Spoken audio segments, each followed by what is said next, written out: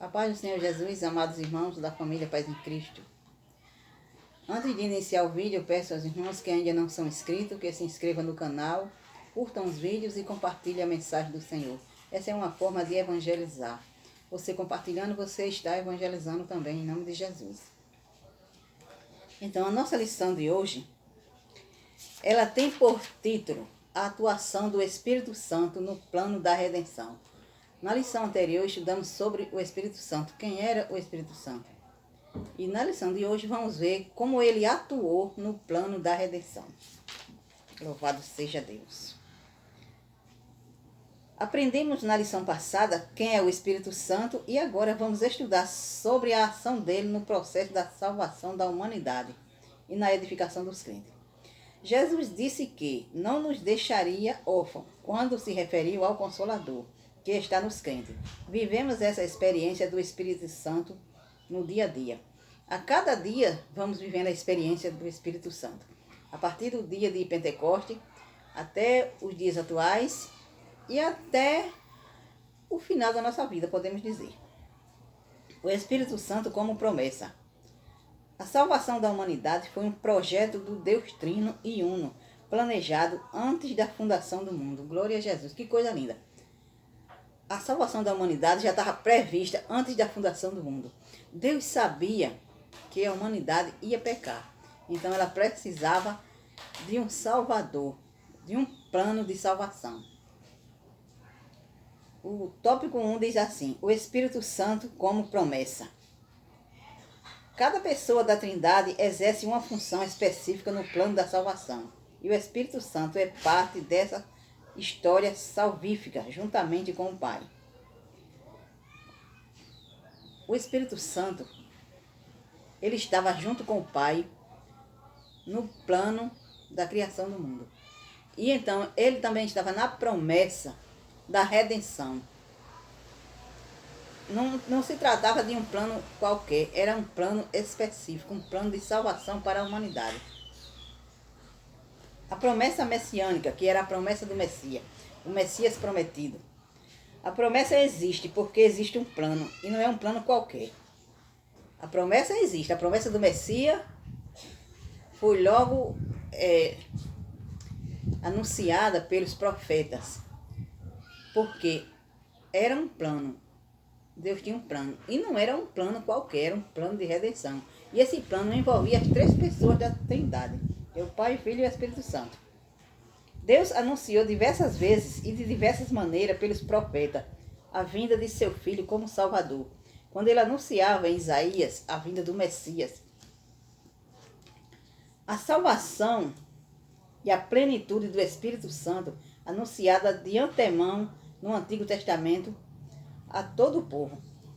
Era Isaías, anunciou sempre, por isso que se diz, era o profeta messiânico, porque ele anunciava a vinda do Messias. Na Antiga Aliança, sob o tópico 2 diz assim: na Antiga Aliança, há uma diferença da atuação do Espírito Santo antes e depois de Pentecoste. Havia uma diferença da atuação do Espírito Santo nos dias atuais e na Antiga Aliança, ou seja, depois de Pentecoste e na Antiga Aliança. Como era que ele atuava na Antiga Aliança? Ele atuava na capacitação das pessoas, na capacitação dos profetas para a liderança, na capacitação dos profetas para a profecia e nas capacitações artísticas, como eu já havia falado, quando ele capacitou a Oliabe para ele participar do projeto do tabernáculo. O subtópico 3 trata-se da promessa do Consolador. A vinda do Consolador estava associado à volta de Jesus ao céu. Isso é muito importante. A promessa do Messias, a vinda do Consolador estava associada à subida de Jesus ao céu. Porque Jesus, ele tinha que subir ao céu para então ser enviado o Consolador. Como ele disse no versículo 7, convém que eu vá, porque se eu não for, o Consolador não virá a vós. Isso porque o cumprimento dessa promessa estava vinculada à obra expiatória do Calvário. Jesus disse também que tinha muitas coisas para ensinar a seus discípulos, mas eles não estavam preparados para ouvir, porque eram palavras fortes, eram coisas que haveria de vir, e os seus discípulos não estavam preparados. Então, quando Jesus subisse aos céus, aí ele prometeu que não deixaria os seus discípulos órfãos, porque o Pai enviaria o Consolador. E esse consolador, ele ia ensinar os discípulos. E eles iam capacitar os discípulos também para fazer a obra. A síntese do tópico 1 diz assim: a participação do Espírito Santo como promessa é vista na promessa messiânica, na antiga aliança, na pessoa de Jesus Cristo. O tópico 2 diz assim: o Espírito Santo consola e ensina. O Consolador é enviado pelo Pai em nome de Jesus para ensinar os seus discípulos a fazê-lo lembrar de tudo o que Jesus ensinou para testificar dele. Aí podemos dizer, o Espírito Santo ensina. Como eu havia falado, quando ele viesse, quando Jesus fosse assunto ao céu, o Espírito Santo viria e ia ensinar a seus discípulos. E também ia lembrar tudo aquilo que Jesus havia ensinado durante todo o seu ministério. Também o Espírito Santo é o Consolador. Glória a Jesus. O Espírito Santo é o Consolador. O Espírito Santo é defensor, é advogado, é intercessor, auxiliador e ajudador. Glória a Jesus. Tudo isso nós temos porque o Espírito Santo ele intercede por nós. O Espírito Santo como ensinador. O Espírito Santo é alguém como Jesus, da mesma substância. Como eu já havia falado no vídeo anterior, ele é da mesma substância, ou seja, com a mesma glória, com o mesmo poder.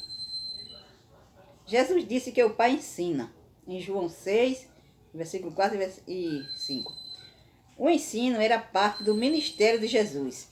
Durante todo o ministério de Jesus aqui na terra, ele ensinava e os seus discípulos também estavam com ele. De modo que essa tarefa é parte também da atuação do Espírito Santo. Quando veio o Espírito Santo, aí essa tarefa passou a ser parte da atuação também do Espírito Santo na vida do crente. É o Espírito Santo que capacita o crente para ensinar. Mas aquele Consolador, o Espírito Santo, que o Pai enviará em meu nome, vos ensinará todas as coisas e vos fará lembrar de tudo quanto vos tenho dito. O Espírito nos ensina a compreender as Escrituras para a evangelização. Esse é um dos papéis do Espírito Santo, é nos ensinar a compreender as Escrituras para que possamos evangelizar. Quando evangelizamos, estamos sendo ensinados pelo Espírito Santo. O Espírito Santo como ajudador. Ele é ajudador, de fato. O Espírito Santo nos ajuda na vida diária. Glória a Jesus. O Espírito Santo está sempre conosco. Ele nos ajuda na vida diária. Ele implanta em nós o caráter de Cristo. Como assim, irmã Mari, o caráter de Cristo? Porque temos que ter o caráter de Cristo. Como Cristo agiria em determinada situação. Quando a gente vai agir em uma determinada coisa, a gente pensa como Jesus agiria. Se fosse Jesus, o que ele faria? Aí o Espírito Santo vai nos convencer o que nós devemos fazer. Aí isso é ter o caráter de Cristo, é agir de acordo como Cristo agia. Glória a Jesus, louvado seja Deus. Jesus disse que o ajudador vos fará lembrar de tudo quanto vos tenho dito. Isso aí é muito importante. O Espírito Santo, ele vai nos ajudar a lembrar de tudo quanto Jesus disse em seu ministério. Isso nós sabemos através das Escrituras. Ninguém vai se lembrar de algo que não viu, ouviu, leu ou aprendeu antes. Isso é muito importante. Ninguém vai se lembrar, o Espírito Santo nos ajuda a lembrar. Mas é o seguinte, ninguém vai lembrar de uma coisa que não ouviu e não leu. Então, aí por isso que diz, lembrança é algo que vem da memória e que está na memória. Para a gente lembrar, a gente já precisa ter lido ou ter ouvido alguém falar. Essa ajuda do Espírito Santo não nos desobriga de estudar a Bíblia. Um fato importante, sabemos que o Espírito Santo nos lembra. Mas isso não significa dizer que a gente não vai ler a Bíblia porque o Espírito Santo vai ajudar. A gente vai ter que ler a Bíblia, porque é lendo que o Espírito Santo vai nos ajudar. É bom ressaltar essa verdade, porque ainda há os que defendem a ideia de que não é preciso estudar e nem se preparar para fazer a obra de Deus. Alguém pensa, para fazer a obra do Senhor não é preciso a gente se preparar, não, porque o Espírito Santo nos ajuda. Sim, o Espírito Santo ajuda. Mas como já foi dito antes, ele nos ajuda porque a gente tem que lembrar, a gente tem que primeiro ler a Bíblia, aprender. Aí no momento que a gente esquecer alguma coisa, o Espírito Santo vai lembrar, mas porque a gente já leu. Para isso a gente tem que ler. Isso significa dizer que temos que ler a Bíblia, temos que nos preparar. Aí daí então o Espírito Santo entra em ação em alguma coisa que a gente esquecer. Aí o tópico 3 diz assim: o Espírito Santo reprova e convence o mundo. Glória a Jesus. O Espírito Santo, ele reprova, mas também ele convence o mundo do pecado. O Espírito Santo veio para convencer o mundo do pecado, da justiça e do juízo. A salvação está à disposição de todos, mas há necessidade de alguém persuadir a humanidade. E esse alguém é o Espírito Santo.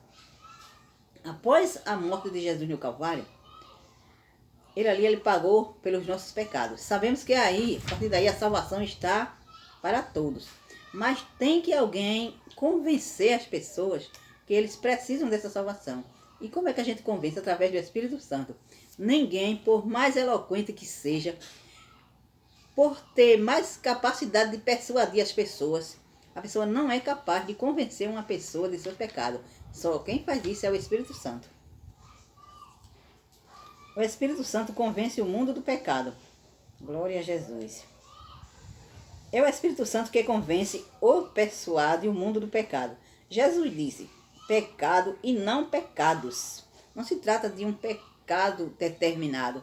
É pecado, é o pecado da incredulidade. Glória a Jesus. É o Espírito Santo que torna as pessoas conscientes do seu estado de miséria espiritual e os leva a reconhecer o Senhor Jesus Cristo como seu Salvador.